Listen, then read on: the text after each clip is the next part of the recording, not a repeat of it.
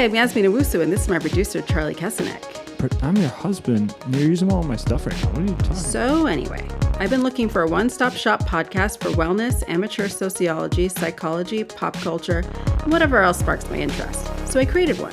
We are limited to no lanes. We hit the gas and get into it. This is Peaked. Press play.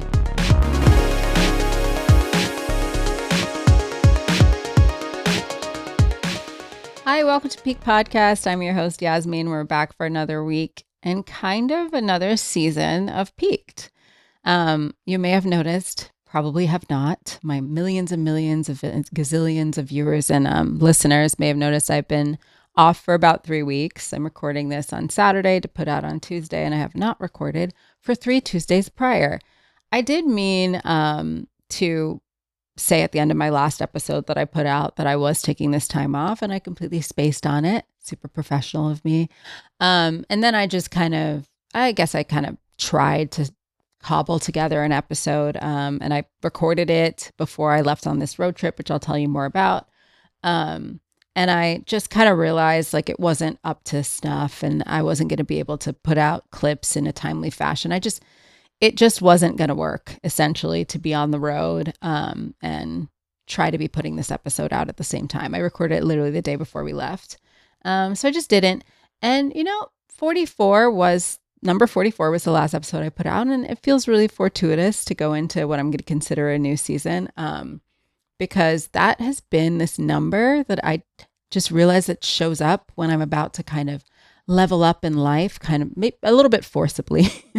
Honestly, I was never super into numerology or any of that stuff, or like angel numbers, anything like that. I never noticed it. I never thought about it. I was not educated on it at all.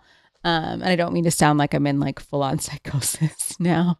I promise I'm not in any kind of like schizophrenia. But when a bunch of random things were happening in my life that were, let's say, not ideal at once, I was suddenly seeing triple fours, double fours, quadruple fours, like everywhere, to the point where like, I was like, what is this? It's getting weird. And it's not something that I would ever look for. I didn't know that it was anything anyone ever looked for. Now I know just from like TikTok and stuff, and like how it just sends you a bunch of stuff you're interested in, that a lot of people do pay attention to like a lot of numbers that come up and whatever, and they have significances. I had no idea. I just know when the restaurant that I was working in suddenly went out of business, and I had to quickly find another job. And my dog, who had been kind of limping and showing signs of pain, turned out to need both of his back legs. He needed surgery for his cruciate ligament, which is essentially like a dog ACL, which costs thousands and thousands of dollars. And at the same time, someone drove into our car that was parked in the middle of the night and totaled it. And, we got another car, and that car was a lemon, and we put all of our savings into trying to repair it for it just to be completely bust, and then had to take out a loan for another car.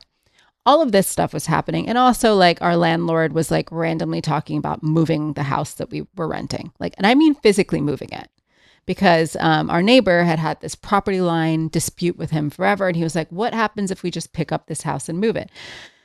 So I'm over here being like, well, what happens is I'm getting the fuck out of this house because it's super old. And if you move it, it's going to turn into dust. And are you nuts? So all of that was converging at one time. And during that period, I just kept seeing fours, multiple fours everywhere, to the point so I was working in a restaurant, right? And I would be doing my ring out at the end of my shift, and the number of my tips was $444.04 or something crazy.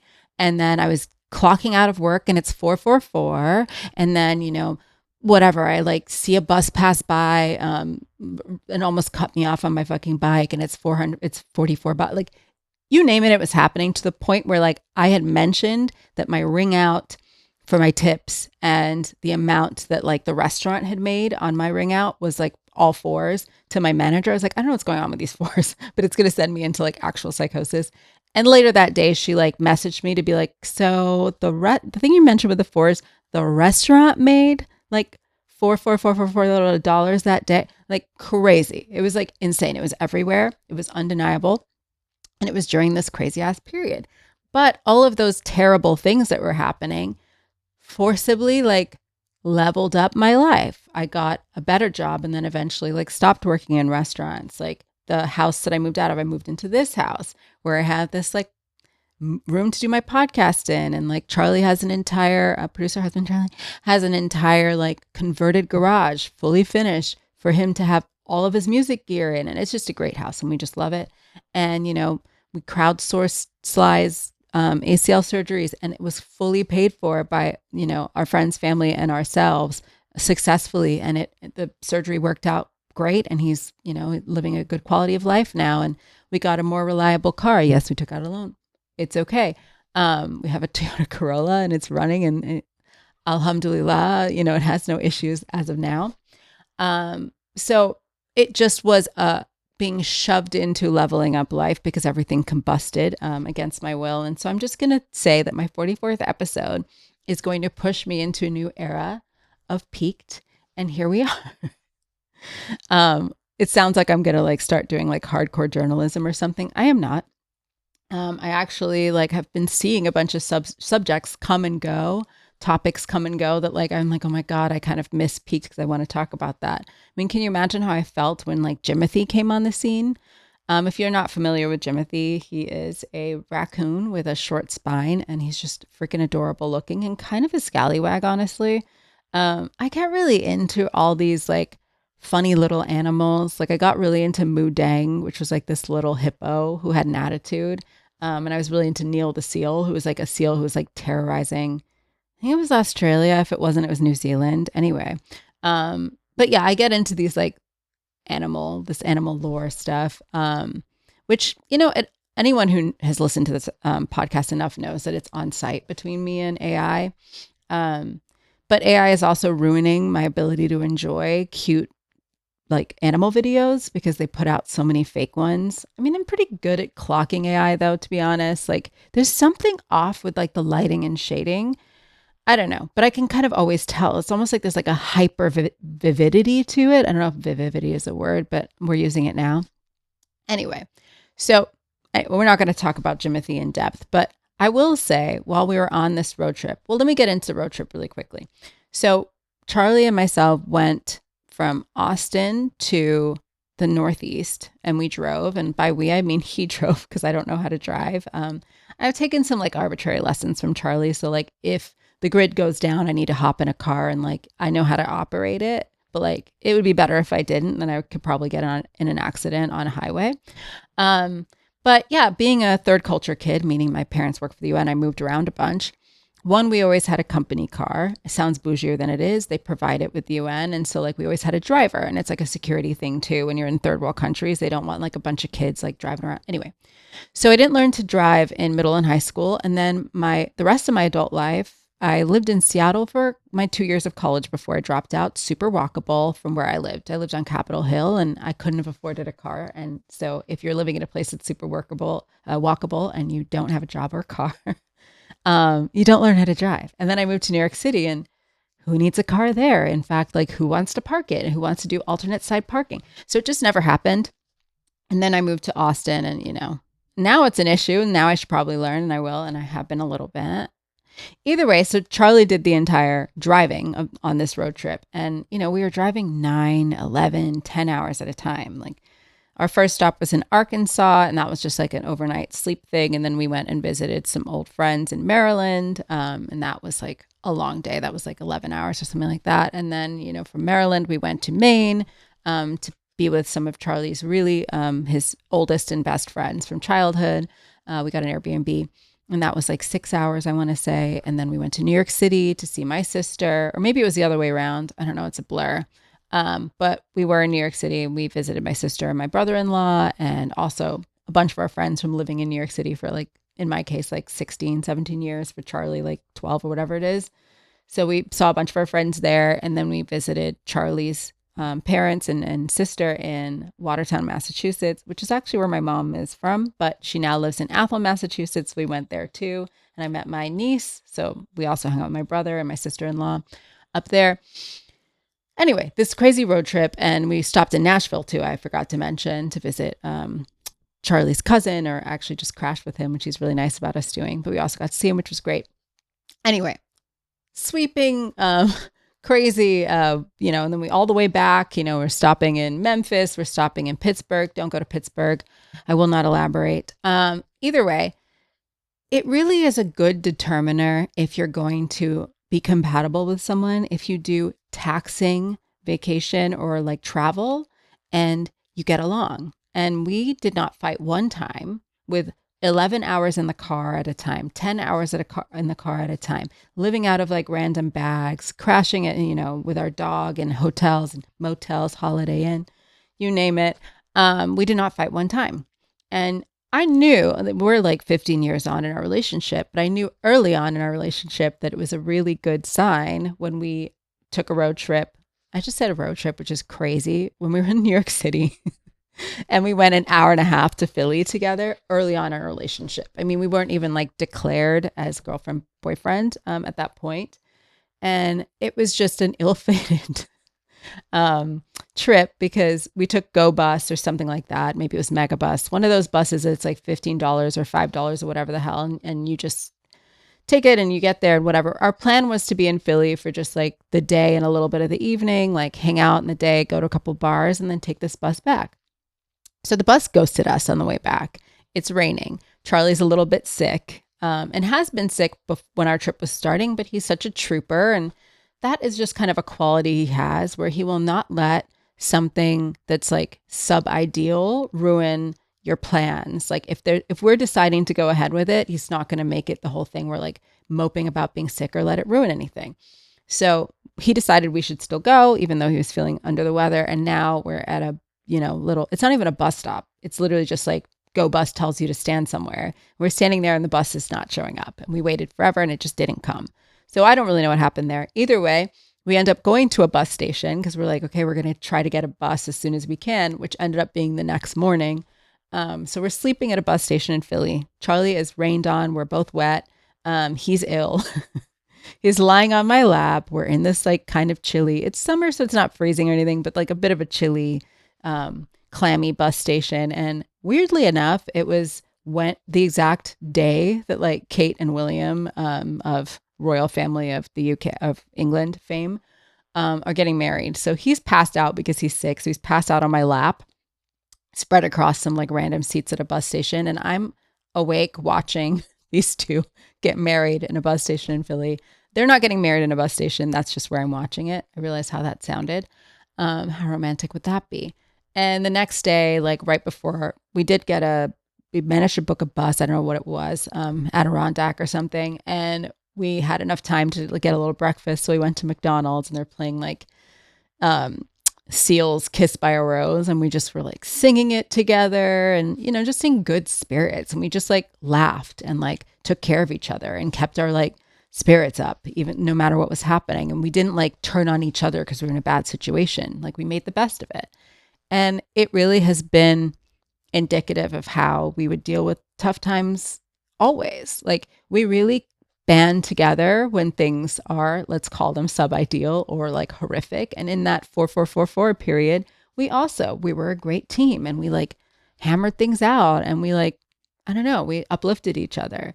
So I think I just wanted to say that because it's an important thing. If you're like looking for a partner, or whatever, like even one of our first dates, Charlie had just bought new cymbals and like, he's a drummer, that's his thing. And like, it's a big deal.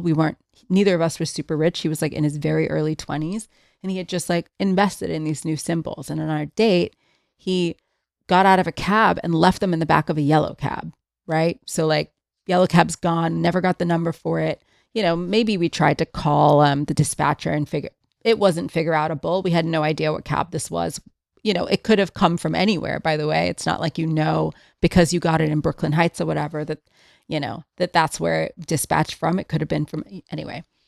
We did not find the cab. He lost these. We still had a great night. He didn't turn into a horrible mood the rest of the night and just like start like, being bitchy to me or like, he was like, no, let's just, still hang out. And it was great. And like he cooked food. Anyway, great qualities in a person. And it segues me really well into talking about House of Stassi, which I have started to watch. I haven't watched every episode of this. I actually am not sure if every episode is available. So this is a show that's on Hulu, and it features former Vanderpump Rules star, who was briefly canceled, Stassi Schroeder, and just basically a cohort of like her friends and family members, such as Christina Kelly, who also has been on Vanderpump Rules, Katie Maloney, who was on Vanderpump Rules until the end of its run, essentially. Yes, she was there for the entire time. And then her husband, Stassi's husband, and his weird Italian half-sister that he discovered super late in life, Stassi's sister, Georgie.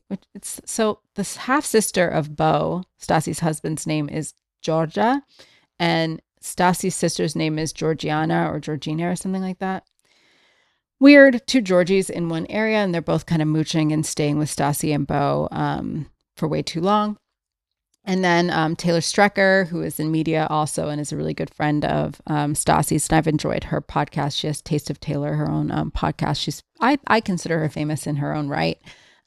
Sometimes she calls herself riding Stassi's coattails, but either way. And then her partner as well, whose name is also Taylor. And then who else is on this show? Anyway, let's just say that's like the main cast. And so it was entertaining. I enjoyed it. I feel pressed to say that I am a long-standing Beau truther. I love to be dramatic. I have a flair for the dramatic. I never liked Beau, okay? So Beau came into Stassi's life while she was still on Vanderpump Rules. I'm not going to get into all of Vanderpump Rules if you don't know anything about Vanderpump Rules or Stassi and are not watching House of Stassi. Maybe this segment you can skip on to the next. I'm going to talk about Hunter Biden a little bit next. But so Beau came into Stassi's life while she was still on the show. She was off the heels of, breaking up with Jax, who was like, narcissistic abuser, in my opinion, allegedly. And then also dating this guy, Frank, who sold or asked to have a sex tape that she made of herself, bought off of him by her boss, essentially. So like he was basically showing a sex tape of herself, like a solo sex tape of herself around. So a horrible guy. And then she was dating this guy, Patrick, who was condescending, rude, nasty, would break up with her all the time. And I think also seemed to show traits of a narcissist, allegedly. So these are the people that were preceding Beau in her life. So when Beau came around, everyone was like, oh my God, this is the best guy ever. Da, da, da, da. And like, I agree, he wasn't as bad as the other people, but I just never signed off on him. And I'll tell you why. It's not just the costumes, although that was really freaking annoying. He would just like show up to things dressed up like, I don't know, a bear and whatever. And that was supposed to be funny. And I just didn't find it funny. And it just felt like someone trying to have their moment in a stupid way in someone else's platform. It's good that he like was okay with filming and wasn't as weird about it as Patrick was. So again, it's like everyone looks pretty good standing next to like Stassi's history of dating. I mean, she's dated horrible people in general. I mean, Jax is like maybe the worst guy ever, allegedly. The number one guy in the group. But so it wasn't just the costumes. It's also, so if you know about Vanderpump Rules, you know that when Jax and Stassi were together, Stassi's best friend, Kristen, banged Jax, which means Jax, also her boyfriend, banged her best friend. And in that same group, there's, Ariana, who's this other character who also was like banging or hooking up with Tom Sandoval, who is like Kristen's boyfriend. So there's like a lot of just like messy betrayal stuff that's like hyper normalized in this group. And for Stassi's part, also when she was dating that guy, what's his name? Frank, who trafficked her sex tape or whatever, Sheena's showing it around town or like was showing it to people and laughing.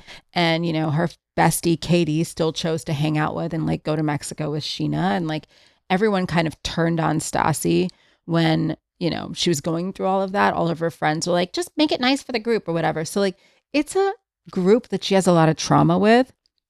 She was alternately, in different measures, let's say, forgiving people. She was letting Kristen back into her life, etc. And Beau just simply could not give her the grace to hold boundaries with these people that would make her feel safe. And that really bothered me.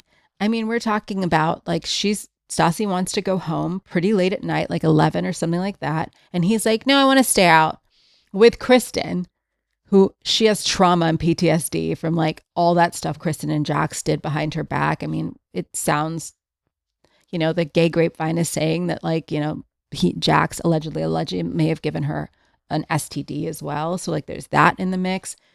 And it just seems so easy for him to just like have her back and leave. I mean, this man was pushing 40 when he came into her life, and you can't just go home. I know I've said this before ad nauseum, but like that just shows I have a, digital footprint of being an OG Beau truther. I don't want to say hater because I don't hate him. I don't know him, but like I've thought he's a Dusty like early on. So that was super bothersome. And then feeding into this narrative that she is like, has a dark past under etc. What she has is PTSD probably. At least, I mean, at most she has PTSD. At least she has some like, trauma and triggers that she needs to deal with this group. And then for him to like need to be like besties and have this like separate relationship with Kristen because he knew her before Stassi, but they've hooked up before in a modeling job. Knowing what Stassi's history with Kristen is and what Kristen has done to her in the past, you can't just hold a boundary with Kristen and not hang out by yourself. Like, and finally he does, but it's like she has to have this huge fighting, smashing phones, yelling at him, cutting off Kristen reaction for him just to show common sense and grace, and like is so painfully coy about it. And it's like, I don't know why you get so mad. She has every right to be irritated by this behavior. I think Charlie would never do this. Producer husband Charlie would never do this. And I've clocked this behavior, this spineless, weaselly behavior, and he still likes to be seen as the victim and like that she's so overbearing. When I think really you force her into these crazy like snap reactions by just never choosing to have her back and do the right thing. But because you don't yell at her and you're not condescending, you don't call her names, you don't give her like STDs and you don't cheat on her, we're supposed to think he's some great guy. I've never thought so. And it does seem like people, now that they have watched Vanderpump Villa and seen his weird relationship with his sister, and it is weird. And anyone who doesn't think it's weird has terrible spideys. I don't think that Beau is necessarily thinking weird things with the sister, but the sister has creepy crawler vibes. I don't know why. Like, this is her biological half brother, but she clearly has an insane crush on him and is obsessed with him, and it's gross and it's weird. And he needs to have better boundaries with her and not get tattoos of her on his body. Ew.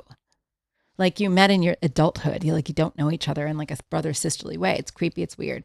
Her behavior is weird. She shouldn't be staying as a full grown woman with them for extended periods of time, on a yearly basis. It's a lot.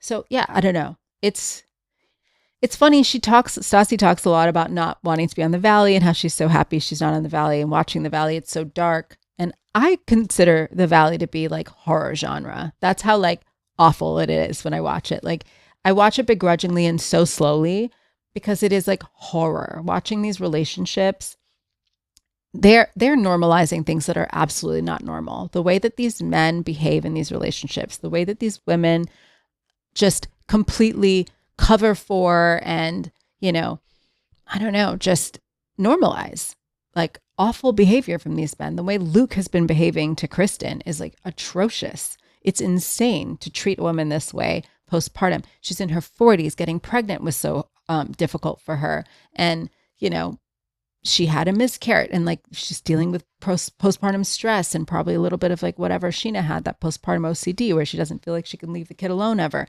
And his main concern is how often he gets to have sex. Like, and he wants to go out and party and like be hungover the next day and thinks she's just supposed to be chill with that. Like, and then he's like demonizing her for her like reaction to that. Like, I don't care how she reacts to that. She could literally rip her skin off and like turn into like Alien versus Predator and it would be justified the way you're freaking behaving and like crying about not being able to fish. Please, good God. And then you have Danny. I don't know why they call him Dark Side Danny because there's no other side. He's like a literal demon. I mean, that name, he looks like an evil marionette dummy. That's not a word. ventriloquist dummy. A marionette's another kind of toy. Let's say he's both. He looks like an evil doll, and then he acts like one, and he has little characters. And his name is Danny freaking Bucco.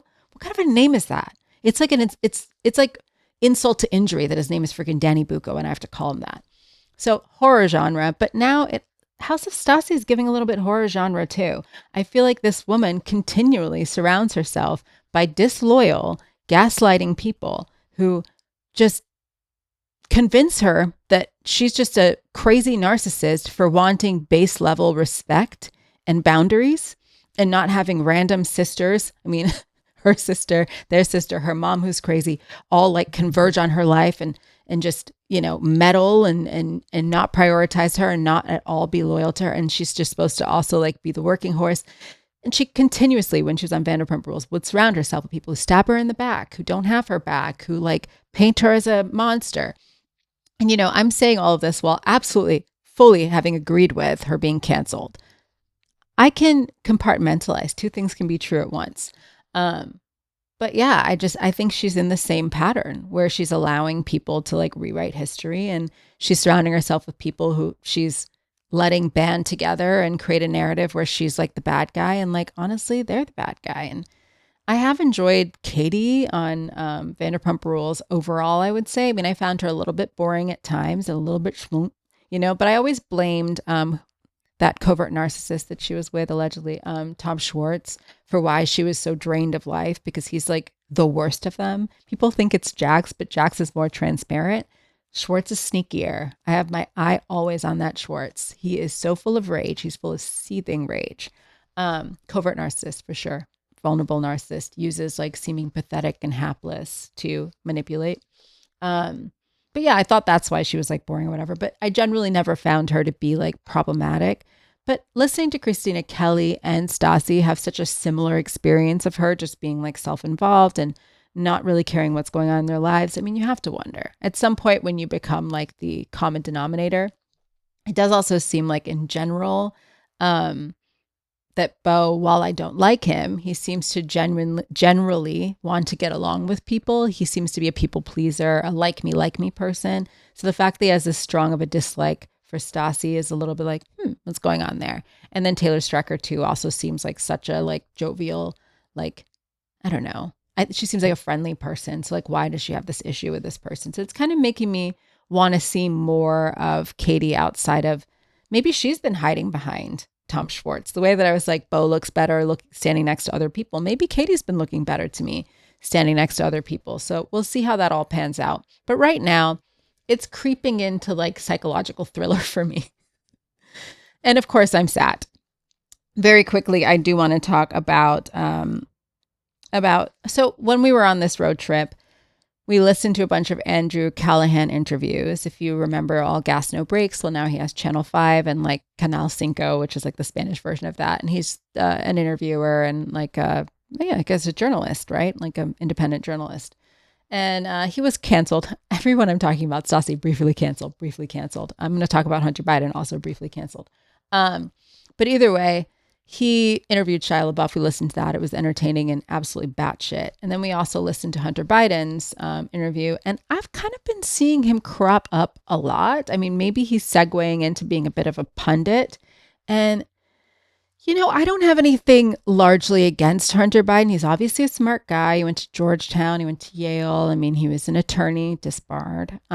He was in a hedge fund. I mean, he has his own accolades outside of his father. Little iffy that his father gave him a pardon on his tax stuff. While I actually believe that we shouldn't like heavily punish people for like being in active addiction if they're not like trafficking or hurting other people. Just being an addict to me shouldn't be so criminalized. So like that stuff, I'm like, all right, pardon him, whatever, pardon everybody. But with the tax stuff, I'm just like, well, why does he get a pardon for that? That just seemed like maybe a little bit of a abuse. The laptop stuff seems largely bogus. I don't know. Maybe he had some like gun that he bought, but a lot of it was just videos of him in active addiction doing weird shit, which who cares, right? Like, I mean, hopefully he cleans up. Like, let's not be so like clutch your pearls about people who are in addiction. But So I can say all of that I'm not like the hugest fan. I do understand there are certain things that are like problematic that he's done. And he's admitted that he was a crack addict and an addict in general. And he's been very forthcoming about that. And I've seen him on like, little clips of him talking to Candace Owens and like various political pundits and interviewers. And that's all fine. And I do think it's interesting to see him, be a story and talk about, I guess, politics now that he's clean, and talk about what he went through and like what he was accused of by President Trump. And, a lot of people were kind of trying to like, I don't know, throw us just stuff out there that was on his laptop that really wasn't. And, just how he's dealt with that whole thing essentially has been interesting to hear. What I'm not really as into is like suddenly making him some kind of, I guess, guy to trot out to talk about liberal and left like ideas. And like, we're just going to like have him debate every conservative person that's like in the public eye. I'm like, it gets to a point, like someone on the, more right side of things, I don't remember who it was, said, I don't know why we need to hear so much from like the former crackhead in chief or what, or chief's son, or I don't know what he called him. I don't want to go that far. It was really funny when Candace Owens was talking to him, how she just always chose the term crackhead. Like, this is like supposed to be kind of a serious interview. And I think we could say addict or person in addiction or a crack addict or, whatever. But she chose crackhead every single time. It's just really funny to watch someone call someone a crackhead to their face. He takes it on the nose really well and is not like, shaken by that at all, and is very contrite about it. But I do to some extent think what really predisposes him, I don't want to say qualifies him because, he's smart, he can talk about politics, but what makes him someone that we need to get sound bites out of about everything political all of a sudden? Just that he's in recovery and he was known for being, someone's son and he was in crack addict. Like, I don't think we need to trot out Hunter Biden for every little thing. I think we need to pump the brakes on this, unless he really wants to just like start his new career in journalism. But I think maybe let's like work our way up to being like the say all end all on things. Like, it's just kind of bugging me at this point how much we're like, I guess, like giving him credence. Like, I'm not saying he has no credibility and he has no intelligence and no one should talk to him, but I just don't think everyone should talk to him. I don't think everyone should like want to listen to him. It's like, for what? From where? Anyway, that's my thought on that. A little bit before I go on the Nara Smith, let's call it a controversy. So if you're not super familiar with Nara Smith, she's a content creator, and I'll give you my impression of her content. It is a very pretty lady. She is a former model. I think she's biracial. She's a gorgeous girl. And I think she's also half German. Either way, she's, I'm just giving you a picture of what she looks like. She's tall, statuesque, like biracial, like, and she also like, I think is half German, half South African, something like that. But her content is very whispery and she wears gowns while she makes things from scratch. And when I say scratch, I mean scratch.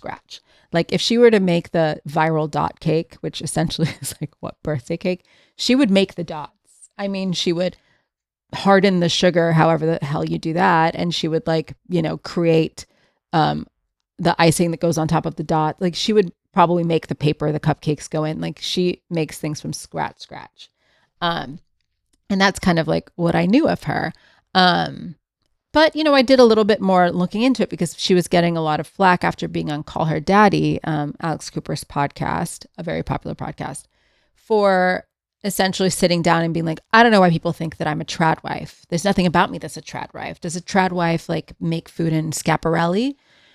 I mean, girl, no. But I have seen you in prairie looking dresses on Ballerina Farm with Ballerina Farm, who is a tradwife type of person. I've seen you like carrying 6 kids on your hips while making, food from scratch and churning butter. And I'm not saying that that actually makes you a tradwife. And I agree with what she's saying in her normal voice.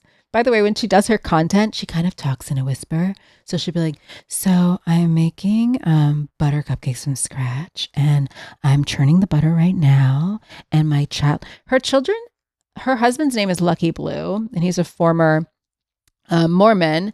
And his name is Lucky Blue, which is insane. And then their kids all have these kind of names that sound like a gang from the 50s that like sings also. Like they're like Lefty and Lucky and Ramble. Like they have like insane names. I'm not gonna remember what they are, but that's the gist. They all sound like they're out of Greece. So anyway, she's always on camera with like a ton of kids on the hip. I've seen her wear very like, pioneer looking prairie dresses. I've seen her do content combined with people who identify as like tradwives. And if you want to come in to like Alex Cooper's studio now with your bass voice and be like, what am I, like a tradwife in Schiapparelli? I get it. You want to say that you're a breadwinner, and you are. It does seem like she's a primary earner in her household. She has a job, clearly. That's content creation. And she's saying she doesn't do all the household chores and she doesn't do this and she doesn't do that. Okay, so you're not actually a tradwife. I would say, though, that your content would appeal to people who are into that lifestyle. And I don't think we need to be so coy and so shocked and so surprised. Maybe people can be wrong that that's what your content is. Maybe that's not what you intend your content to be. But I think you are smart enough to understand why it might be mistaken for that. I don't think it's like out of the realm of possibilities. By the way, there was that weird lady who like had the shoulders for a while. Some of you who are really brain rotty are going to know who I'm talking about. She would come on screen and her shoulders would be up here because she's trying to show clavicle.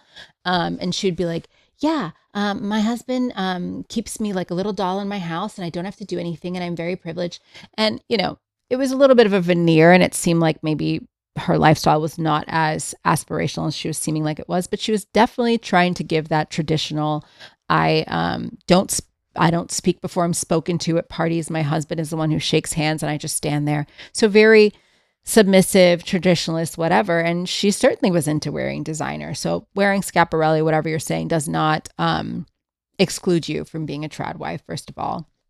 I know basically what she's trying to say is like, what am I? I'm not a Mennonite bumpkin or anything like that. Well, there's lots of different types of tradwives these days.